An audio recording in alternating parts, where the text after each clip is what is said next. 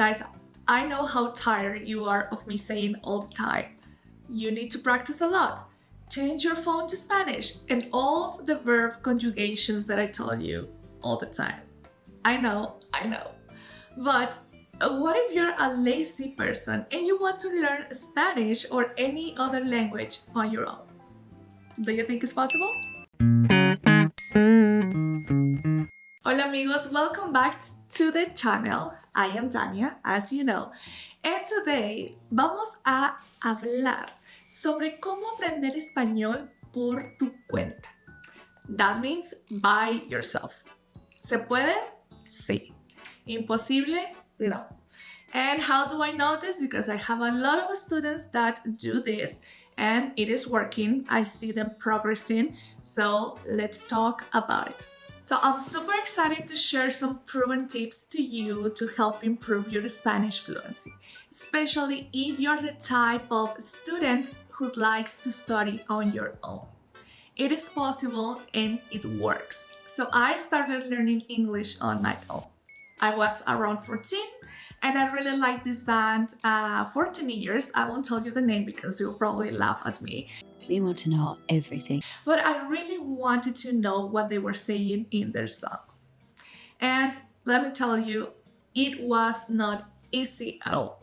Why? Because I only had YouTube, a bunch of lyrics that I had no idea what they meant. So I started to translate each one of their songs and their lyrics. There were times that I really wanted to give up, first because the grammar, I had no idea about the grammar. But it get to a point when I ended up actually going to classes, to take classes to learn English properly, not only on my own. And that's how all of my journey started. And now that I think about it, I was thinking, yeah, maybe I have some tips or some ideas that I can share with you so you can actually start learning Spanish on your own. Tip número uno, immersion. Immerse yourself in the language. How can you do this? Pretending. Faking till you make it. Have you ever heard that expression?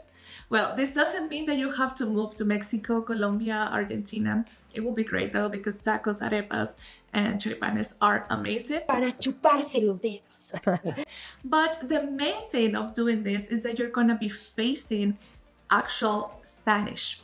Spanish will be all around you, so you have to put yourself in that situation. And this might not be possible for a lot of you, so you can create a mini Spanish-speaking world right where you are. How? Well, it's not only about changing your phone settings. I mean, just by changing your phone to Korean or Spanish or German, it doesn't mean that you're gonna learn it, but you are gonna be seen and be surrounded by the language. And that's how you're gonna start learning. What I mean is that you don't have to be afraid of it, and you have to approach it with confidence, not with fear of doubt. So, for example, if you're scrolling through your Facebook and you find a nice motivational quote in Spanish, I know it looks even hard to pronounce, but that's perfect because in your mind, you know Spanish, so you shouldn't be afraid of it, right? Un momento. Estoy hablando español. So patiently, you're gonna write that phrase down, put it in a translator, and see what it actually means. When I was in college, we always talk about this person, the linguist Stephen Krashen, and he talks about the importance of comprehensible input, which is basically surrounding yourself with the Spanish that you can mostly understand. So this exposure, it's gonna help you to naturally grab the language, just like kids learn the native tongues. It's very interesting. Why? Because it happens all around the world.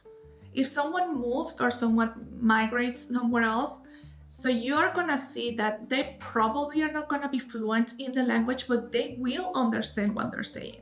So they're not taking classes, they're not doing anything, it's just the language is all around. So your brain starts grabbing a lot of phrases, a lot of little words that when you start combining them, they know what they mean. They don't really exactly know the words or like the grammar or whatever is in there, but they actually understand what people are saying.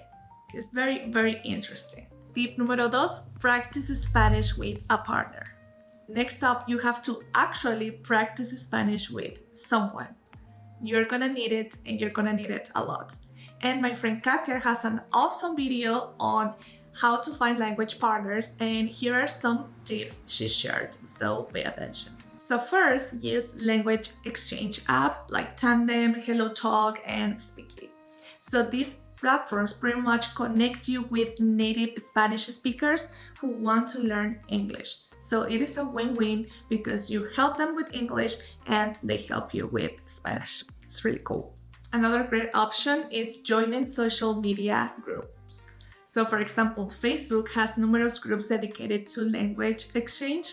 So you can just type Spanish, English, language exchange, and you will find like plenty of options that groups that you can join, and you can find people there that are eager to practice, and it's very fun, es muy divertido, y yo creo que te va a gustar. Something cool I found in Mexico City and Argentina last week is that they have groups and events that they do every week at a bar. So you get there and they give you 2 flags, one with your country / your language and the country of the language you want to learn. It is amazing because everyone can see your flag and they just start talking to you. You can make friends, but you can also practice your Spanish or the language that you want to learn. It's amazing. I have fun. It was great. Tip número 3, obsesiónate con el español. Obsess over Spanish. You need motivation. So if family, business, traveling isn't exactly what is pushing you to learn Spanish, you have to find something that actually does. For example, if you're into art, history, or film, why not immerse yourself in the art movements that have had impact in the Spanish or Spanish-speaking countries, like muralism, surrealism, or literary movements and magical realism or romanticism. Check out some classic Spanish authors or maybe some contemporary artists and writers. Or maybe get into sports and see if you can figure out who's better at soccer, Argentina or Spain. So read all you can, watch interviews, and get drama. So guys, you can also check out some music, learn to dance salsa or reggaeton, I don't know. Make yourself crave Spanish content. It's gonna help you a lot. So you have to use every resource you can, but without being too hard on yourself. This is not a race, guys. Spanish isn't going to go anywhere, and you have all the time in the world to learn it. Don't forget about that. But guys, if you're looking for a more structured approach, I highly recommend you checking out Spanish 55. There you can find a native Spanish-speaking certified coach, which is important, who can help you through well-planned lessons tailored to your needs and, most importantly, your time. So here is a review that one of our students left on trustbible.com. Check it out and trust him, he knows. So those were my tips for improving your Spanish fluency. I really hope it helps somebody out there. And remember, it's about practice, patience, and having fun with the process. So if I can do it, they can do it, so can you. Buena suerte, amigos. Hasta luego. Nos vemos en el próximo video. Chao, chao.